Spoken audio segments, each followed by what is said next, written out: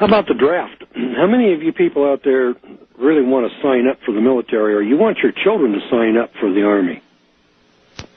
Did you know that nobody has ever been drafted into the Army or the military in the United States of America in 225 years? Not one case of anyone being drafted. Volunteered. We'll talk about that right after this break. Question, comment? No one's ever been drafted. Never. Well, Congress passed the laws. But everybody volunteers. Here's the way that works. Yeah. In Title 8 of the U.S. Code, the standards for the military conscription are laid out by Congress. So what happens is when you join the Army, you go down to the recruiter and you say, I want to join. He gets out a contract and he passes it over. He says, sign right there, son. And so you sign right there. And then he puts you through a little ceremony over here and he says, here, take a step forward, raise your right hand, and repeat after me. And that's what makes you a soldier.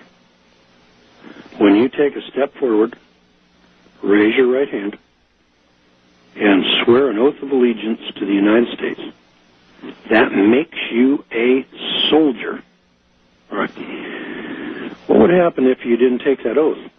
What would happen if you got a letter, and the letter said, greetings, you've been inducted into the United States Army?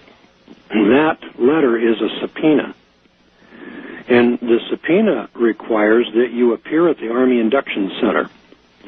So when you apply, or when you appear, they will put you in a room with a bunch of other guys, line you up in 2 rows, and then they will say, take a step forward, raise your right hand, and repeat after me. And when you do that, you become a soldier, and they'll take you into another room, and then they will give you the contract and say, here, sign all these papers. And then when you finish signing those papers, you have now volunteered to join the Army. Yes. What would happen if they gave you the subpoena, and you followed the subpoena's directions, and you appeared at the Army Induction Center, and then when you get there, they tell you, line up, take a step forward, you take a step back, they say, raise your right hand, you take a step to the left, and you say, hold it, hold it, hold it. If I do this, will I be waiving any of my civil or constitutional rights? And guess what? They will escort you from the room. Yes, before any of the other guys in there figure out something went on. That's correct.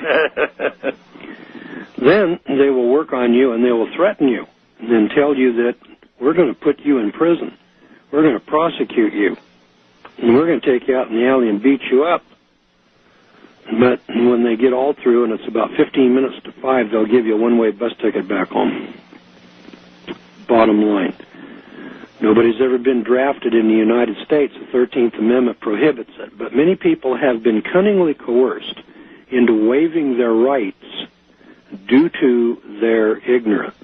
Well, 13th Amendment says no involuntary servitude, doesn't say a word about voluntary servitude. That's it. Everybody serves, and they go into servitude, but they go into servitude voluntarily.